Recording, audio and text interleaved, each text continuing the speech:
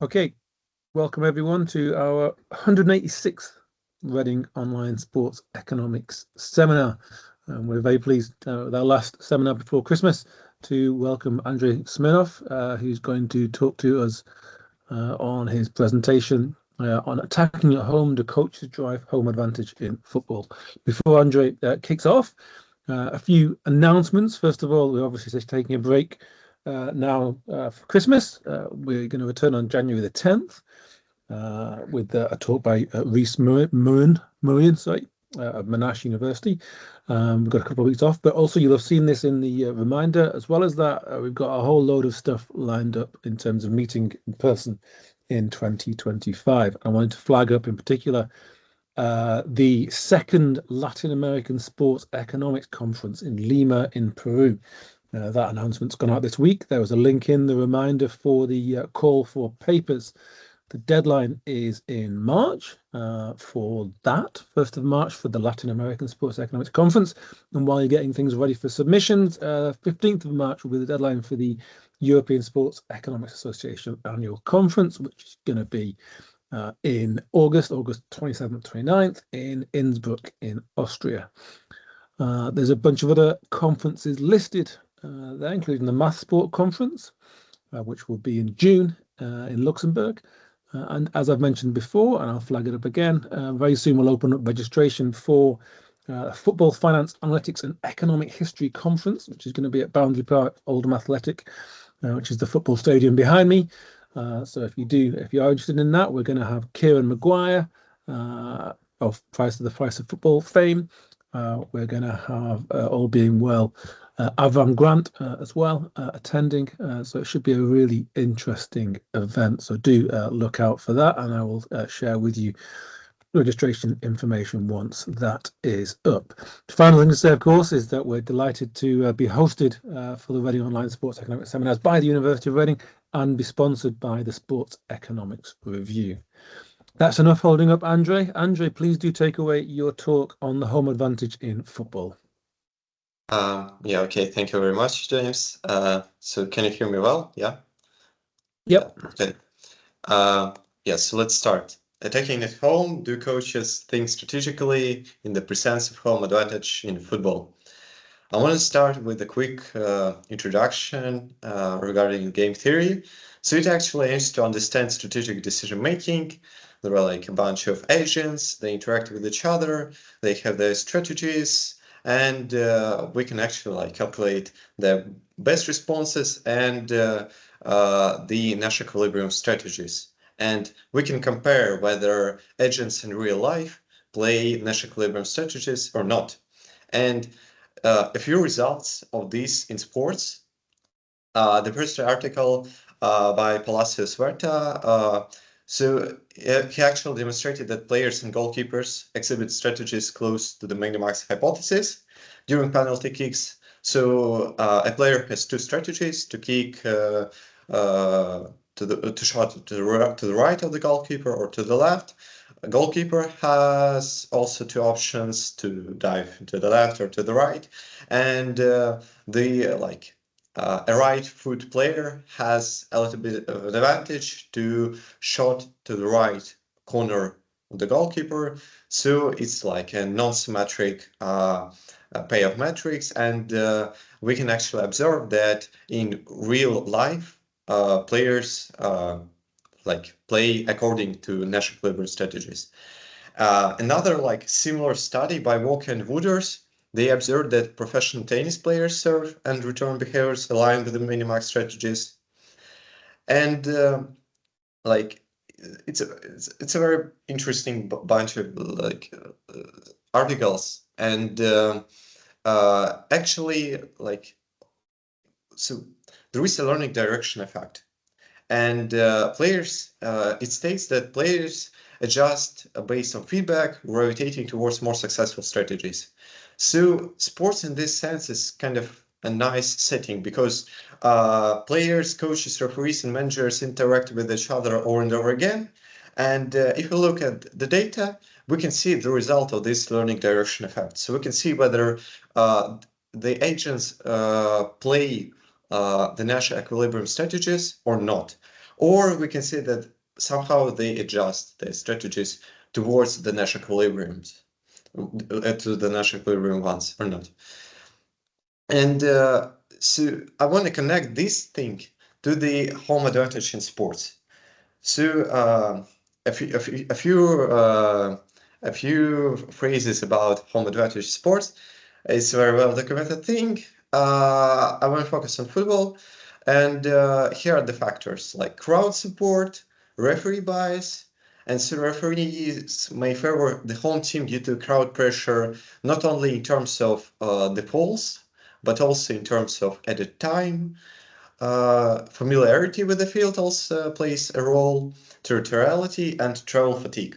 So there are like five, I would say, like very significant factor, very well-known factors to home advantage. And the purpose of this study, not to create an additional factor of the home advantage. The like we want to look at whether home advantage shapes coaching strategies, and limited attention has been paid to it so far.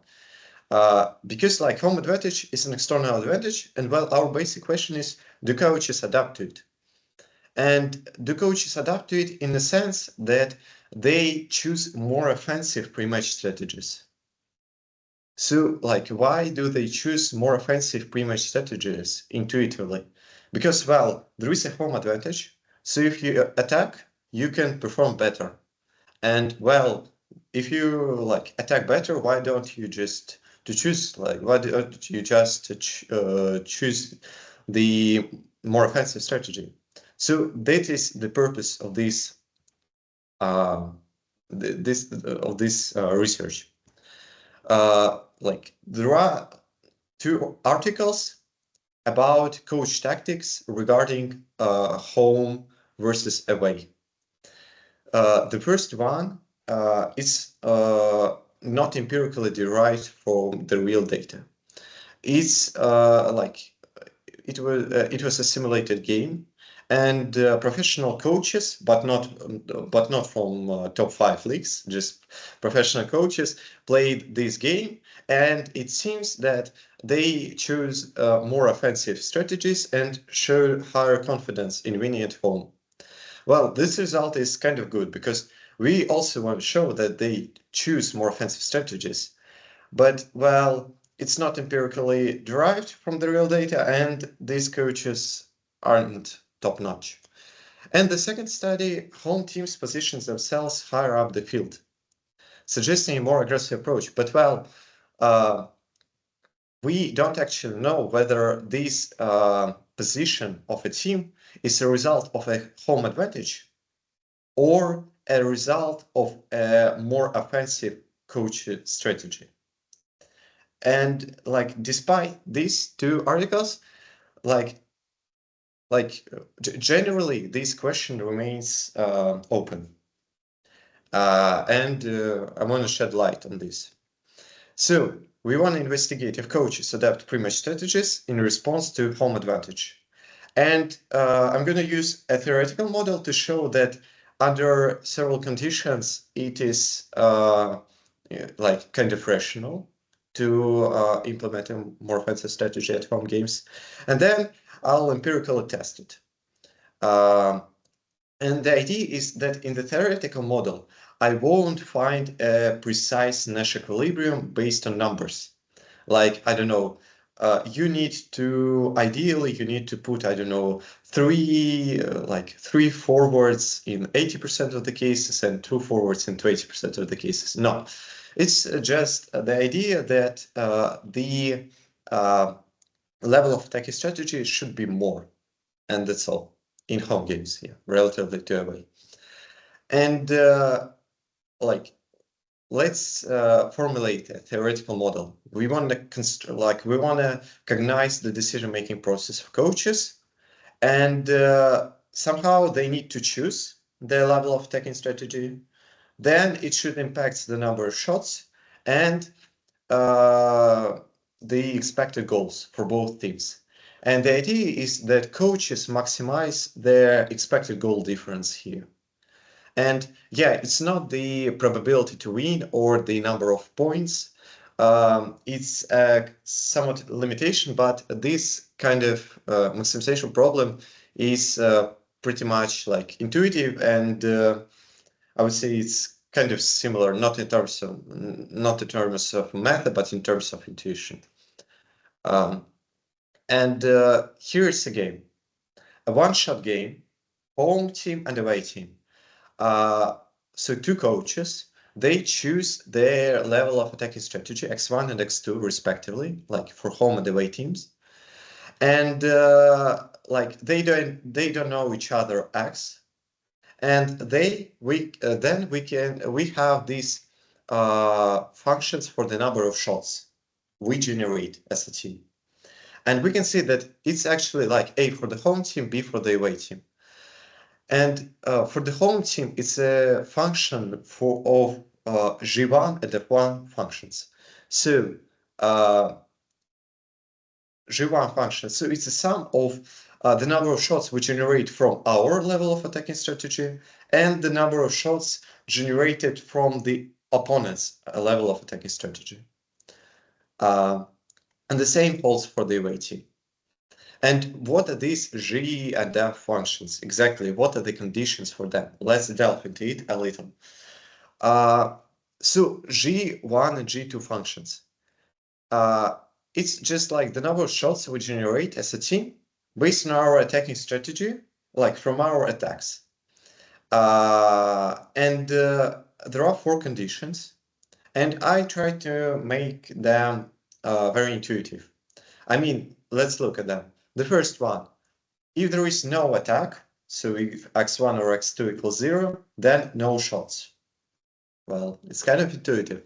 The second one, if we increase the attacking strategy, so like if we attack more, then we shoot more. We make more shots. And the third one is the most challenging, I would say, in terms of intuition. So the home team generates more shots at the same level of attacking strategy due to the home advantage. So basically, an example, there is a home and away team. Both have a level of attacking strategy equals to 5. And then we increase it by delta. And the idea of the third condition is that this delta will result in more shots for the home team than for the away team. Why is it so? Because of the home advantage.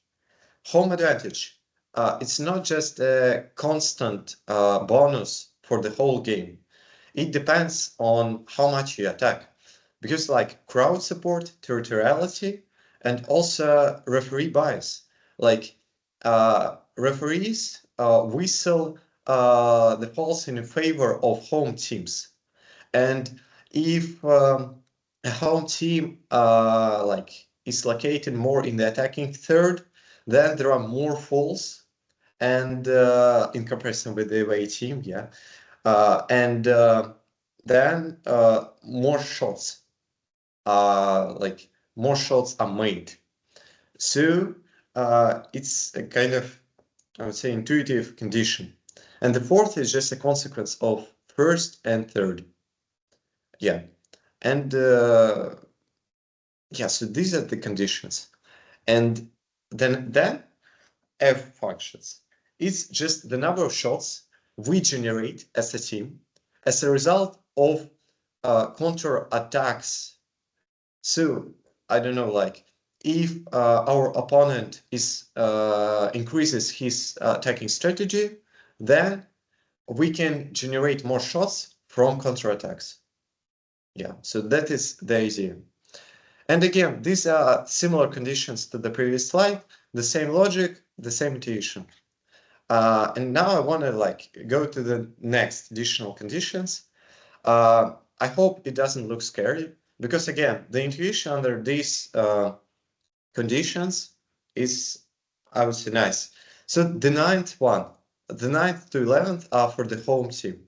So the ninth one is if our level of attacking strategy is 0, so it actually like all 11 players, I don't know, are sitting in the defensive third, then like what's the marginal utility from a forward in the defensive third? I mean, like he doesn't defend very well, and also there are many players, and if we, I don't know, push him to the attacking third, then he will generate more shots than we will miss due to counterattacks. Yeah, the idea is this. And the 10th one is kind of the opposite. If we have all the players in the attacking third and no, like, then we are taking the defender and I don't know, he's only one defender in the defensive third and he's going forward also, then like he won't generate much more shots, but we will miss more shots due to counterattacks. And the 11th condition is just a connection of these 9th and 10th. So it's like logically, like it's like close to 0, but then increases, and it becomes like 10th. Yeah. And the same conditions for the away team, 12th, 13th, and 14th. And here we have conditions. So now we understand the functions of the generated number of shots for both teams. Now we want to understand with which probabilities these shots will result in goals. So we take P home and P away. And according to the data, P home is not less than P away. It's slightly larger. It's a significant difference because like our sample is huge, but well, like it's not so big. But for our model, it doesn't matter. Like P home can be slightly larger than P away, like not a big deal. It's not less. It's the most significant thing from this. And now we know the probabilities, we know the number of shots, and now we can calculate the expected number of goals. So here it is for the home team.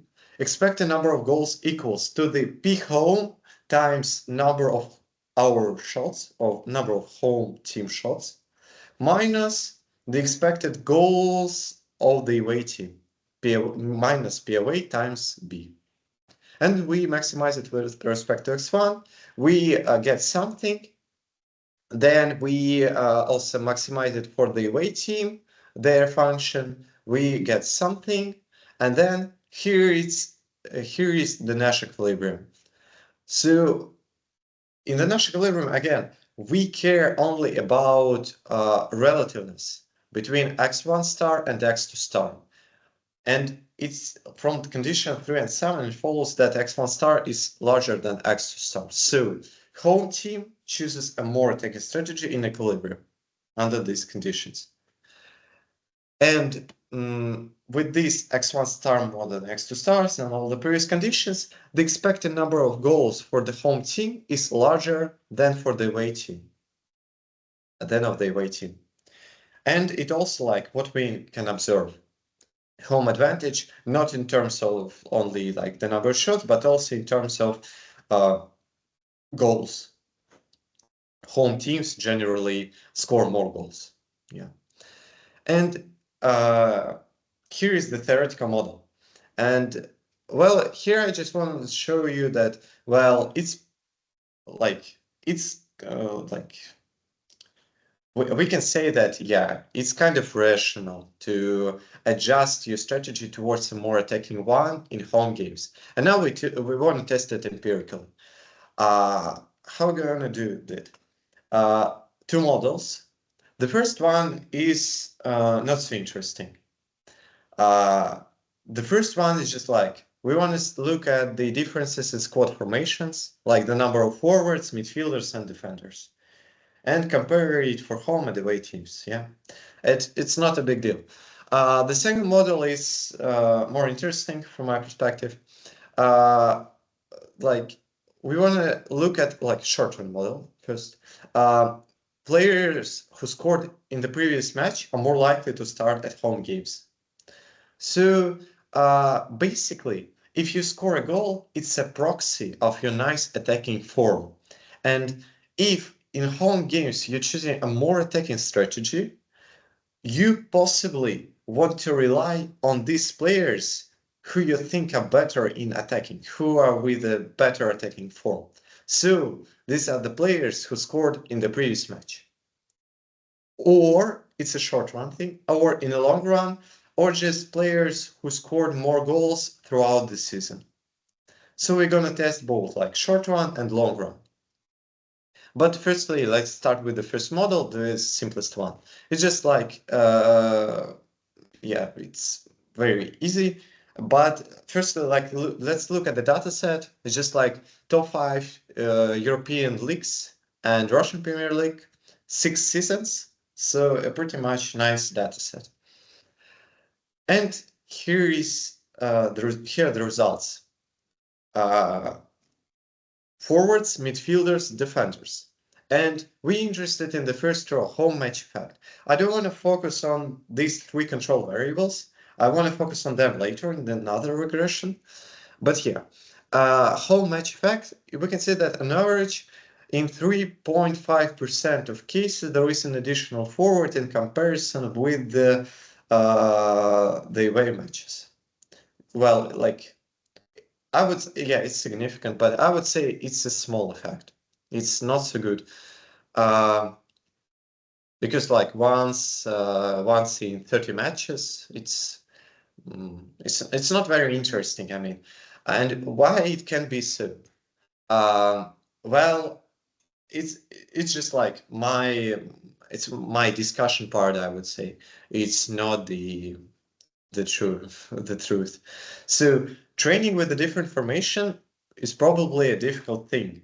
It's a very complex thing which needs a lot of time, and probably like there are alternative ways to implement a more offensive strategy without changing the formation, but changing the lineup in terms of players.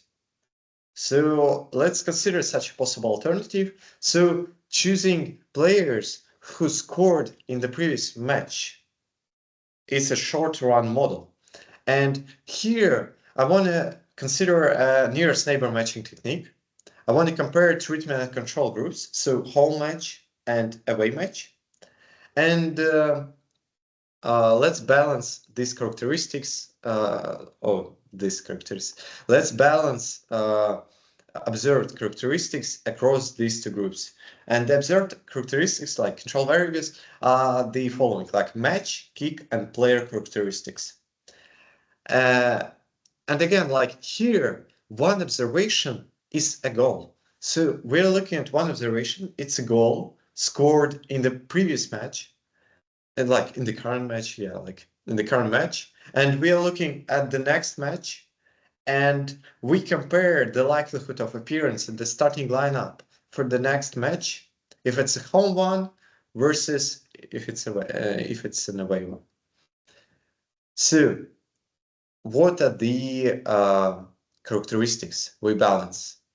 Match characteristics. So current score when the goal was scored, which score was, yeah, it is what it is, yeah. Then a minute on which a goal was scored, then whether the current match was a home or an away one, not the next year, but current. And then kick characteristics, from where the coordinates from where the shot was taken, and the expected goal value. So it's like the probability of a shot resulting in a goal. Then player characteristics, it's also an important thing. Like we balance for like whether he started in the previous or current match, whether like how many minutes did he play, his position also, midfielder, forward, the defender, and rating time level.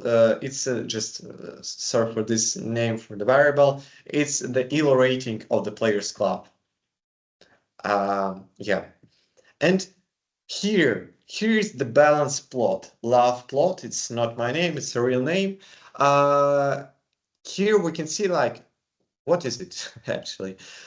We can see like this 0 line we can see a threshold, and all the dots after matching should be within this area of the two threshold lines.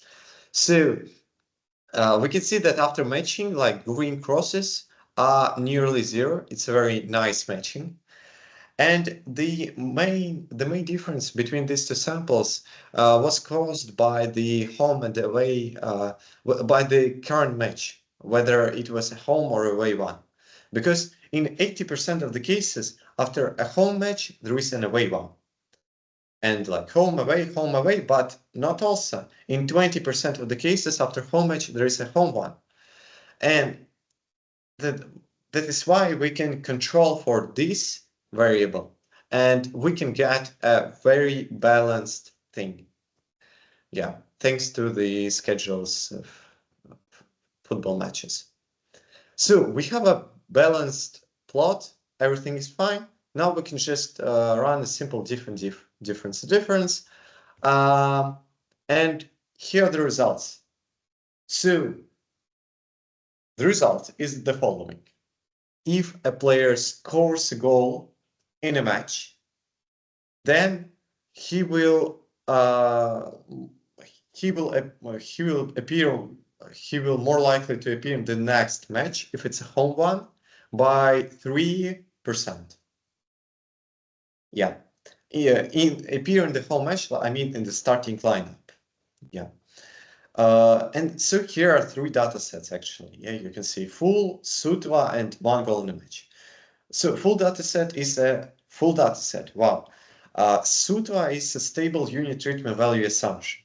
So it's like a complex thing, like when imagine like three players scored a goal in the previous match, and you are a coach and you want to decide whom you should place in the starting lineup. And if the probability of one player affects the probabilities of other players, and this differs in home matches and away matches, then we should control somehow for this thing. So in Sutva dataset, I consider where at most one goal was scored by a lineup. So at most one goal by a forward line, at most one goal by a midfielder line, and by a defender line. And in the third one, I just consider situations where only one goal was scored in a match. So no possible like these effects. And we can say that this effect is pretty much stable. So it was like a robustness check that like no such effects is possible. And from now on, I'm going to use the full data set because like we want to use so many observations, yeah, to have low standard errors, to have nice estimations.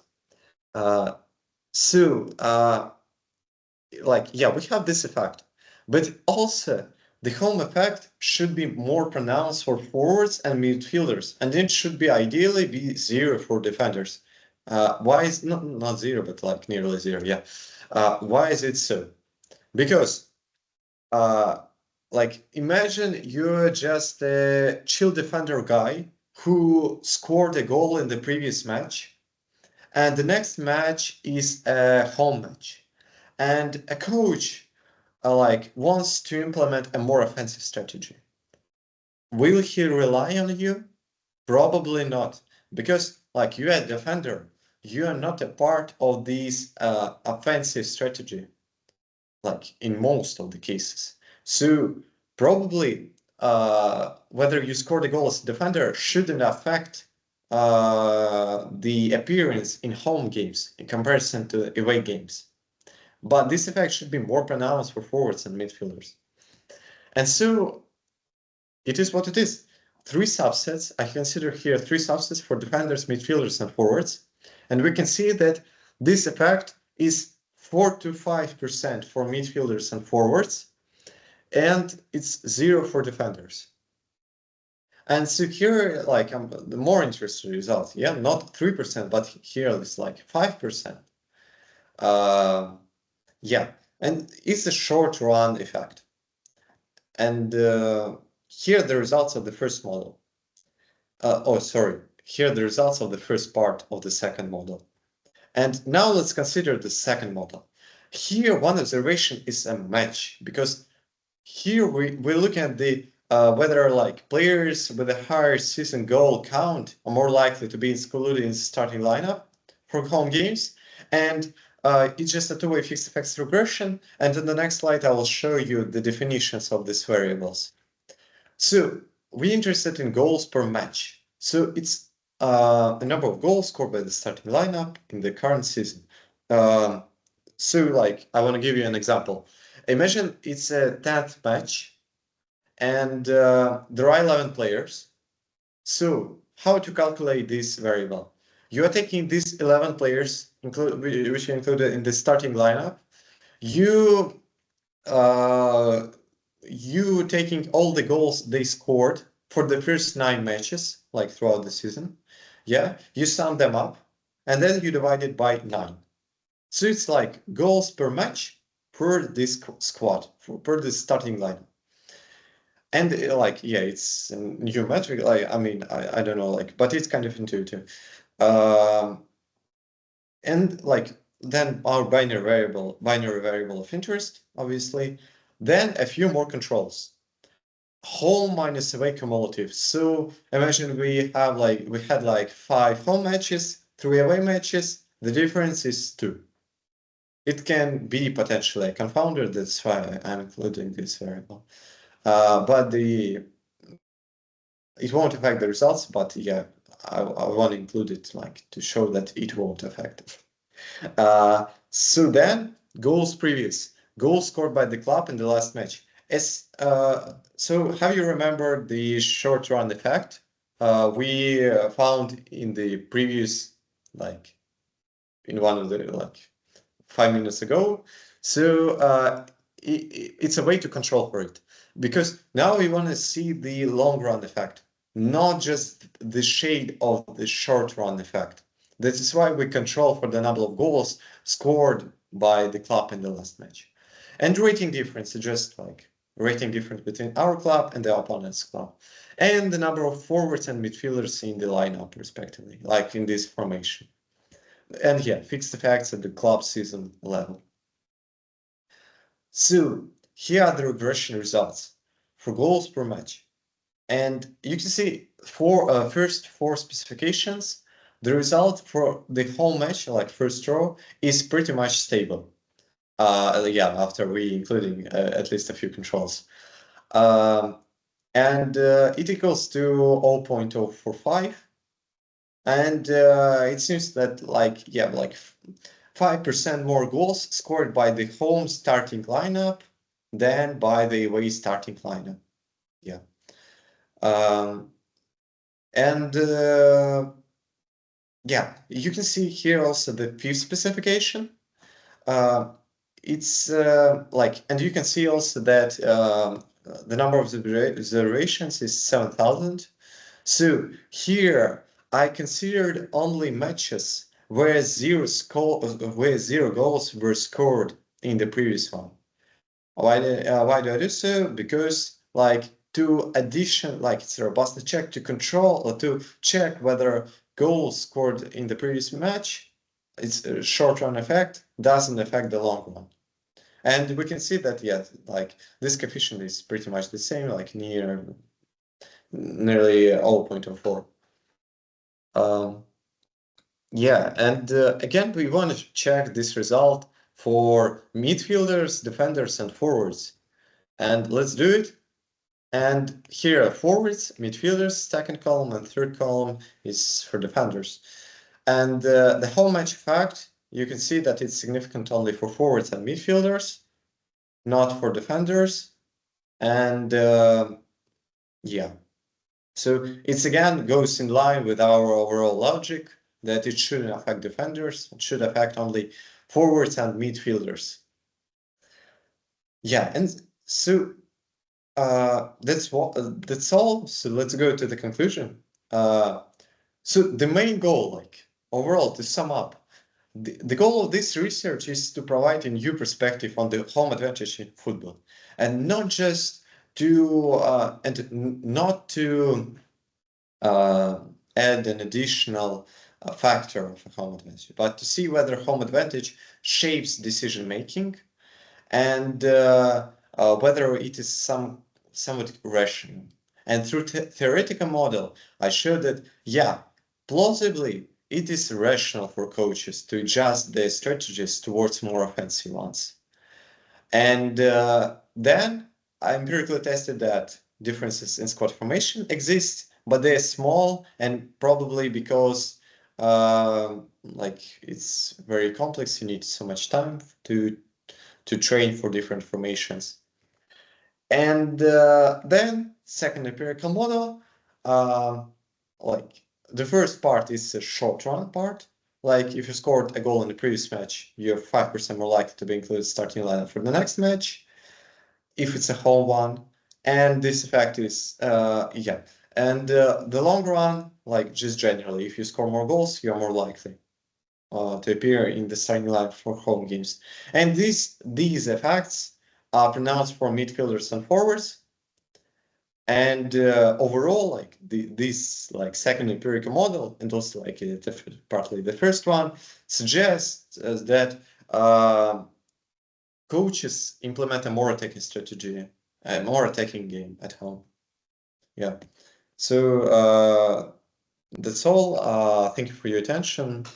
I'll be glad to hear any questions. Great, thank you very much, Andrei. I'm going to give you a Teams round of applause. It was a really interesting talk on, I think, a really interesting question, the origins of the home advantage, which I think is, I know I'm thinking about that an awful lot of the time, and I'm pretty sure that it's something that a lot of people think about. And obviously, there's been work in the literature, but as you point out, I don't think necessarily all that much is focused on the strategic decision making that goes on at the coaching level. So thank you very much for that. We've got loads of time for questions and comments. So if you do have any questions and comments at this point, do please raise your hand.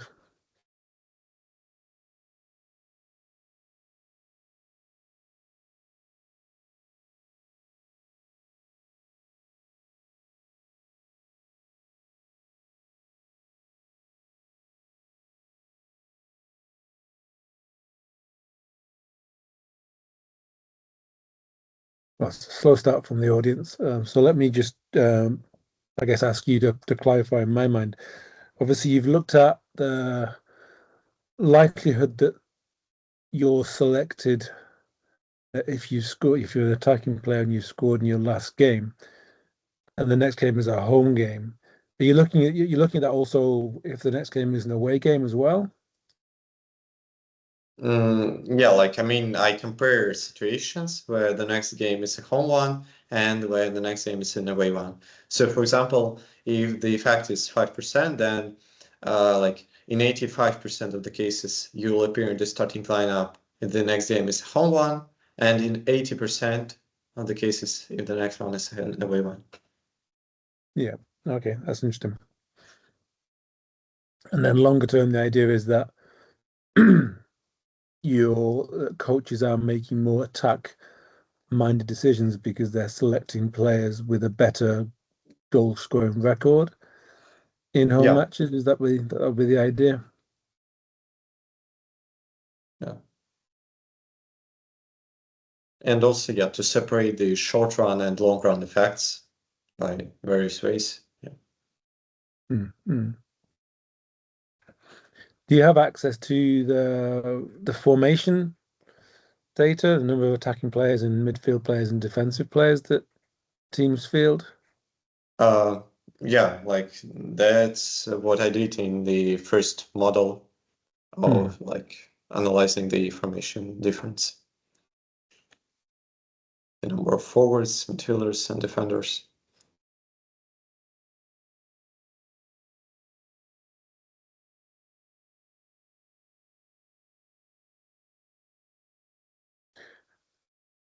Questions and comments from the audience? Anyone with any questions or comments? Petter.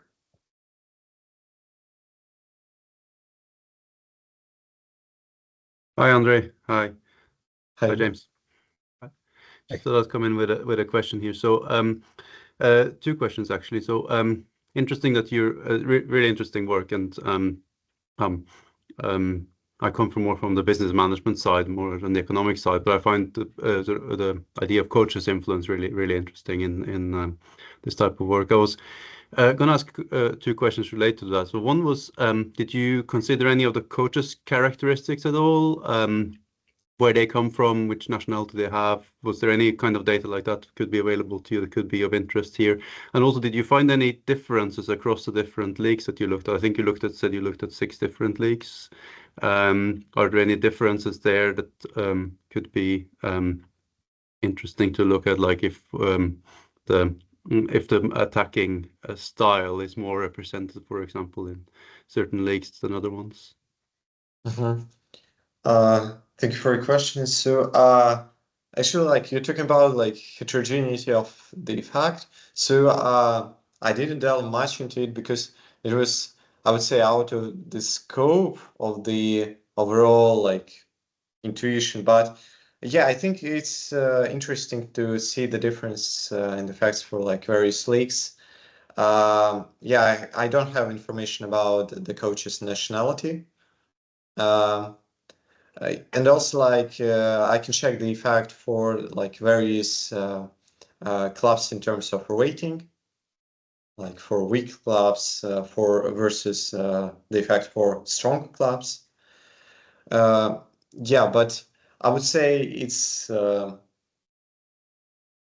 it's like out of scope of the general thing, because like I don't have any intuition. For example, if I have a larger effect for I don't know, a specific league, I can't explain this.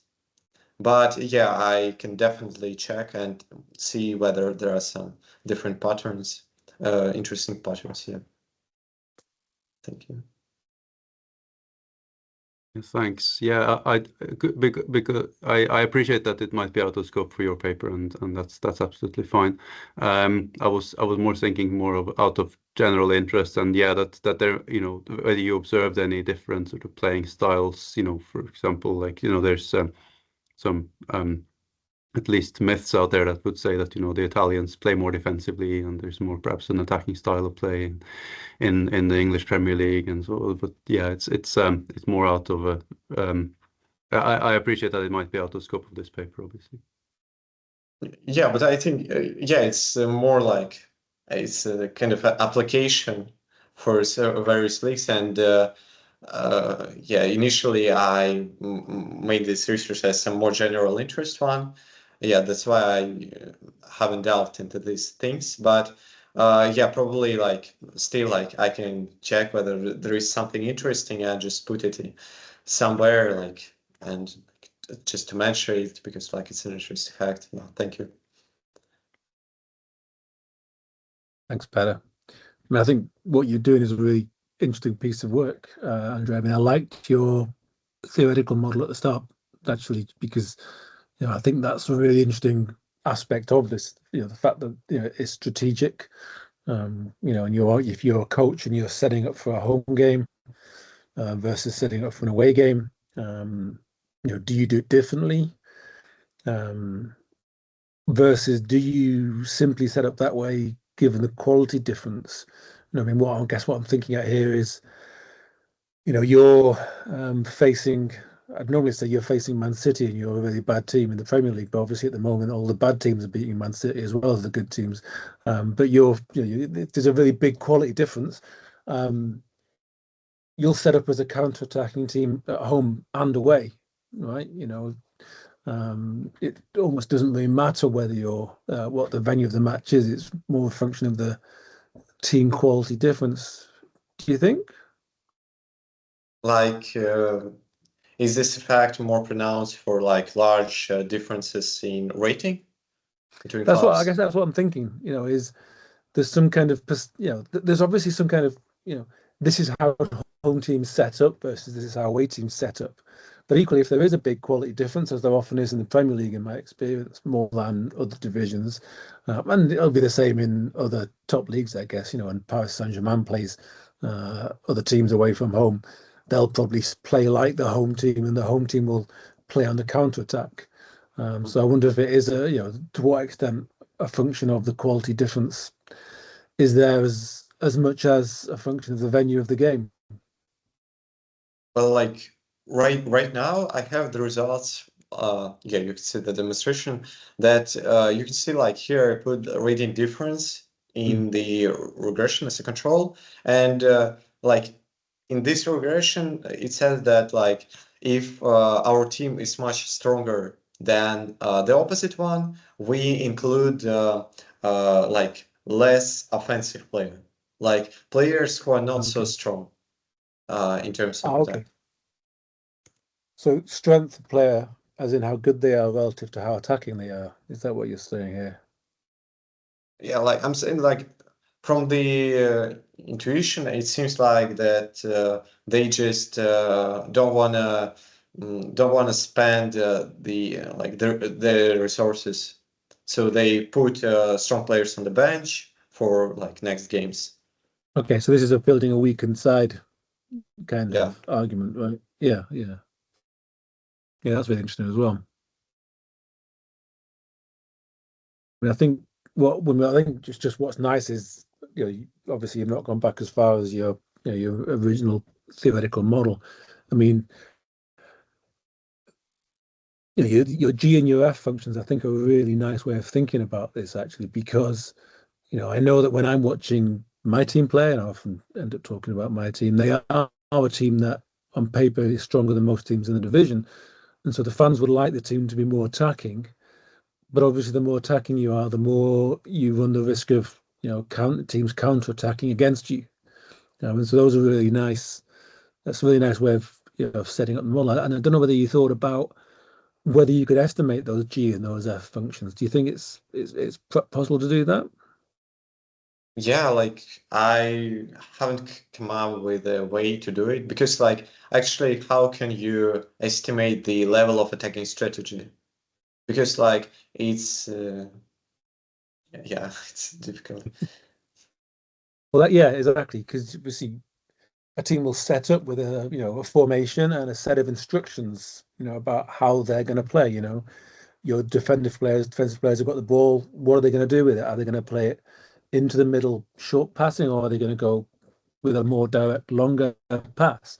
And you imagine that these things are all part of the instructions that a team's set up with. And of course, both teams are set up with a set of instructions and a formation. And then what actually happens in the game isn't necessarily what either coach would have necessarily thought of in the first place. But I mean, I think that's why your initial setup was, for me, really interesting. Was it gets at something that's intuitively going on, and then given that we then observe all these matches, we observe so many of them, and we've got so much data on them. Is there a way that we can, somehow tease out that information, somehow get a sense of what that set of instructions was, and how well it worked out? Because I'm sure you've seen this, right? Whenever you watch the end of a football match, the team that did well, the coach says, well, we were really great. We did well and did everything set up, and it's all about us, and we did everything right. And the other team will say, well, yeah, we didn't do anything very well. We didn't set up very well. We didn't do anything very well. And there's obviously, it's some combination of both, I guess. And then maybe the one team set of instructions were more effective. I don't know, but trying to measure that's the really difficult part. I don't know, it'd be interesting to think about how that could be measured, because that really gets at, I guess that the different setup and the impact of the coaching instructions on the home advantage and on match outcomes. But if it could be measured, it would be like a very nice thing because we can even estimate whether coaches really play Nash equilibrium strategies or not. Now I have just a result. They adjust their strategies towards the Nash equilibrium one. Hmm. Yeah, I mean that's nice. Obviously, you've said it, so I think it's really interesting what you've done so far. But yeah, there must be there's obviously some kind of strategic, some kind of equilibrium, as you say, out there in terms of how these teams, how teams set up for home and away matches.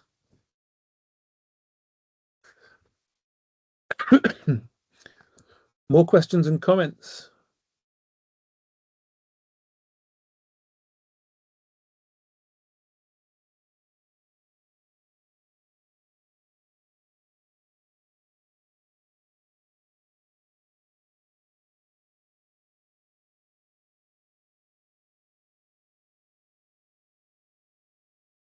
Okay, well, Andrei, that was a really interesting talk. I particularly enjoyed it. I think there's a lot of relevance in the work you're doing, and I wish you all the best as you develop that further. We're now breaking for Christmas, so I wish you all a Merry Christmas and a Happy New Year, and we will return in 2025 with a talk on January the 10th. Rhys Marine from Monash University, presenting Friends, Key Players and the Adoption and Use of Experience Goods. So we'll look forward to seeing you in the new year. And we've got a relatively decent set of, relatively complete set of talks in the first few months of the year. There's still a spare slot in February the 7th, and one in March the 21st. If you would like to present, do get in touch. It's always good to have more presentations. But for now, I wish you a Merry Christmas, Happy New Year, and see you in 2025. Thanks once again, Andrei. Thank you very much. Thank you.